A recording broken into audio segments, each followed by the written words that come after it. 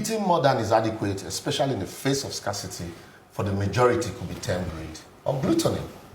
Penchop, pension. I recently stumbled on a letter dated the 17th day of October 2019, purportedly written by former governor of Zamfara State, Honorable Abdul Aziz Yari, where he was complaining about non-payment of his retirement upkeep of 10 million naira monthly. That's heavy. He stated that the last time he received the said sum was in July, and requested that by the pension law of Zamfara State, his pension and upkeep allowance are not in the categories of privileges that can be truncated without any justifiable reason. Grammar. It's not news that Nigeria spends close to 40 billion naira on pension for former governors and former deputy governors in Nigeria annually. Majority of these former chief executives are drawing this humongous payout despite the lean resources of their states. Wickedness. These allowances, which are similar in nature across the various states, ranges from vehicle renewal and maintenance, housing allowance and salaries, medical benefits for themselves and their families. According to the recent survey, over 36.3 billion was expended on servicing 47 former governors from 21 states of the Federation in pension payment and provisions of houses for staffs and motor vehicle replacement between 3 and 4 years. According to the said report, payment of pensions to former governor for over a 4-year cycle are highest in Bauchi, Rivers, Akwa Ibom, Kwara, Zamfara, Edo, and Lagos states, with former governors drawing well over 40 billion naira over these 4 years. Even poor states like Kwara that can't pay workers' salaries are not left out. What a country. Shameful. These pensions and allowances are aside the prescribed 300% severance packages for governors by the Revenue Mobilization, Allocation and Fiscal Commission, as provided for in the Certain Political Office Holders and Judicial Officers Remuneration Act. A look at the pension law of Rivers, Kwara, Edo, Zamfara, Lagos, Bauchi, and Akwa Ibom will reveal a lot of similarities. But I will summarize all by peeping into the pension for former governors laws of Lagos State as a benchmark.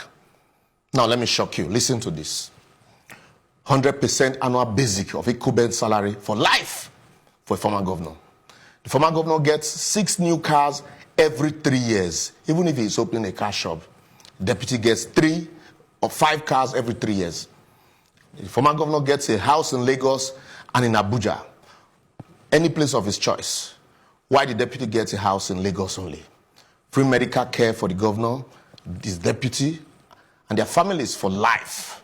They are also entitled to cooks, steward, gardeners, and domestic staffs, all pensionable.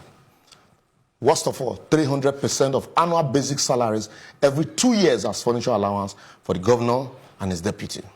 Also, 100% of annual basic salaries as house maintenance allowance. The house you build, you still maintain it for them.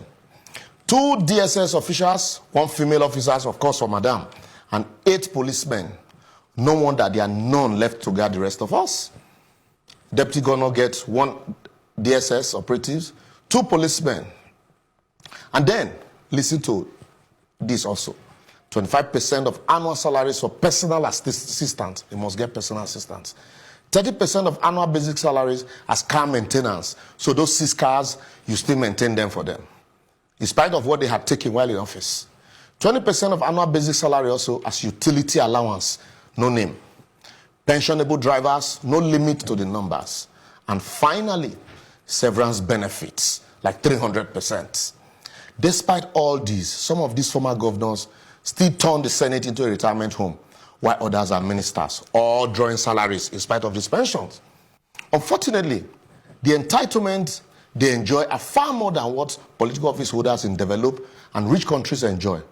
More of why we will continually remain a developing country. You can't close your eyes to this ugly trend and pretend to fight corruption. It's impossible. We all must realize that we are the ones in opposition in Nigeria and not the political office holders in either APC or PDP.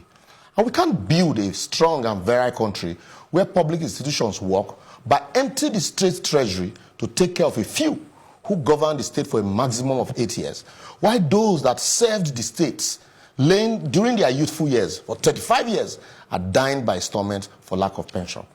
My advocacy today would be, If we remove the houses in Lagos and Abuja, the 300 and 100% of annual basic for furniture allowances and house maintenance allowance, cut down the number of cars to 2 per 5 years and reduce the number of policemen to just 2, we would have saved enough to fund or fix some of these dilapidated roads and abandoned public hospitals.